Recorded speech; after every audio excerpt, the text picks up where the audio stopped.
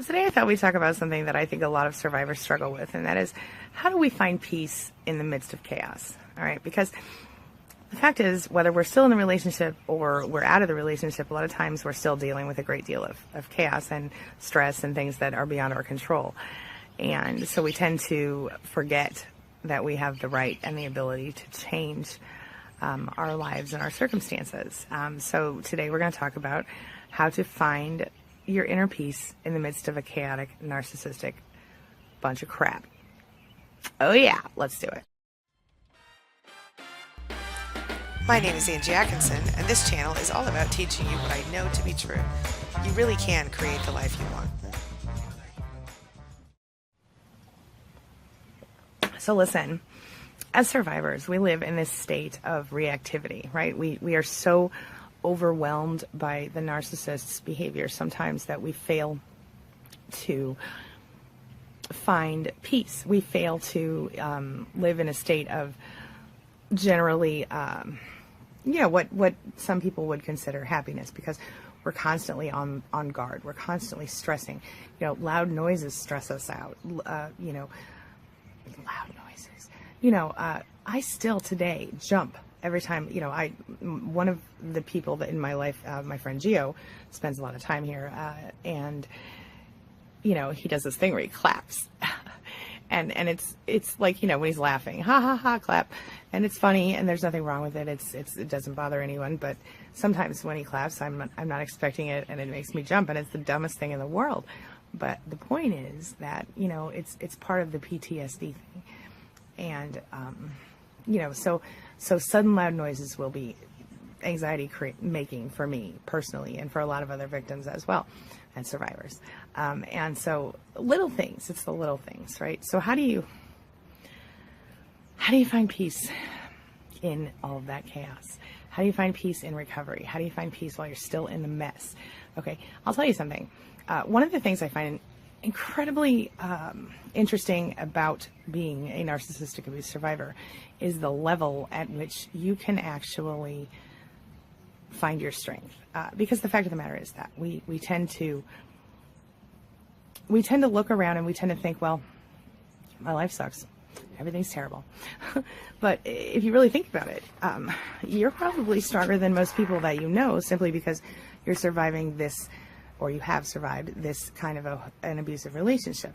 We find ourselves asking for our rights. We find ourselves asking for peace, asking for this, asking for that. But my friend, nobody's going to give it to you but yourself.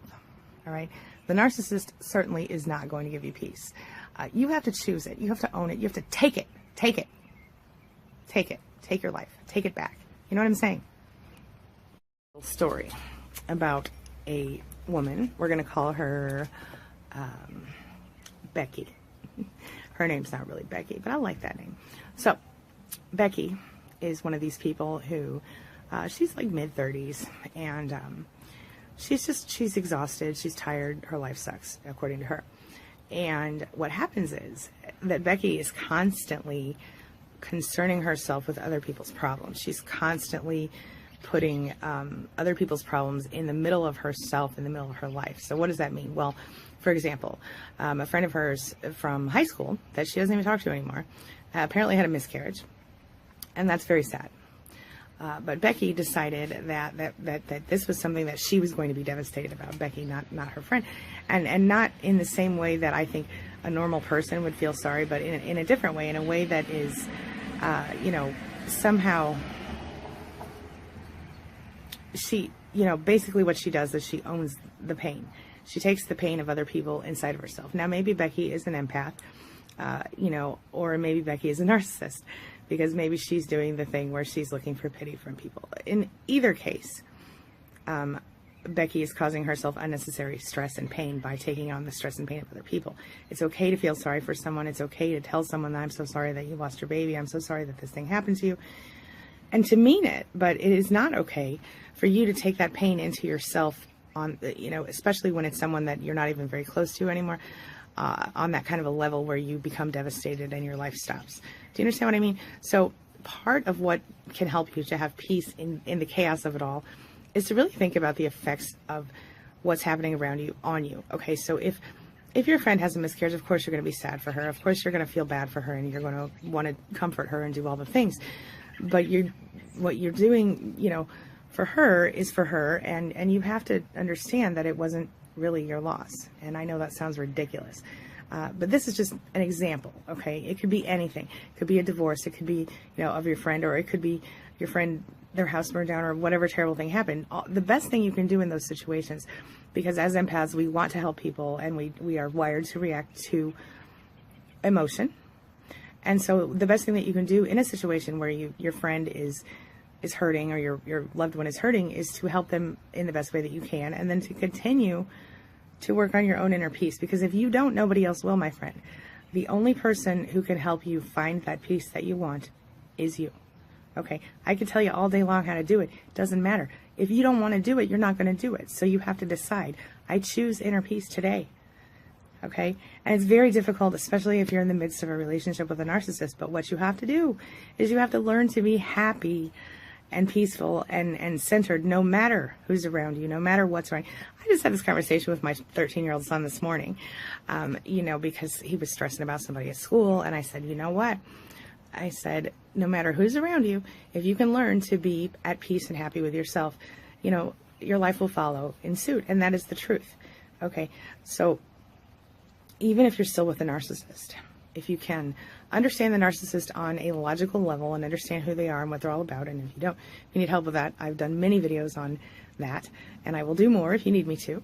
But understanding what you're dealing with is the first step. Okay, well, first knowing what you're dealing, discovering it, right, and then taking the time to understand it, and then the time to overcome it.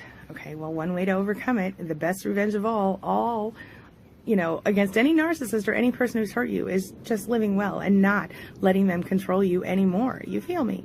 So I hope that makes sense to you today. So my suggestion for finding inner peace in chaos is to take it, to choose it.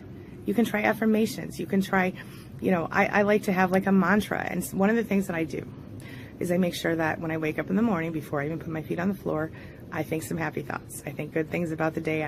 Today's going to be a great day. Today's going to be amazing. Everything's going to be okay. And I focus on that all day long. And I think of things I'm grateful for. And I think of things I love about myself. 10 things you're grateful for and 3 things you love about yourself. Do it every day. And the other thing is that when I go to bed at night, even if I'm feeling stressed out or whatever, I make sure that when I go to sleep, I'm thinking about something positive. Because I'm going to tell you guys, it makes a huge difference in the way that my life turns out so far. And I can look back in my life and I can see the times when I wasn't doing that. And oh my gosh, life was not good. And since I've made that small change, waking up in the morning with happy thoughts, going to bed at night with happy thoughts, it has done a world of difference for me. It has made so much positive change in my life. You can try this. It really works. It's simple. It costs nothing. Love coffee. I think one of the things that I would suggest to you as well is to find and follow your passion. Find something that makes you feel good about yourself, about your life, and do it. Like, I know a couple of our viewers are amazing musicians. One of my clients is an amazing musician. Has the most beautiful voice I think I've heard in years. And I think that, if you're a musician, if you're an artist, if you're a writer, if you're, a really good website builder, whatever, follow your passion. If you're a great cook, a great chef, if you're, if you love to run, if you love to take care of children, whatever your thing is, do that thing. Okay. And even if you just do it as a hobby or a side thing at first, great. If you choose to make it your career, even better. Just be happy.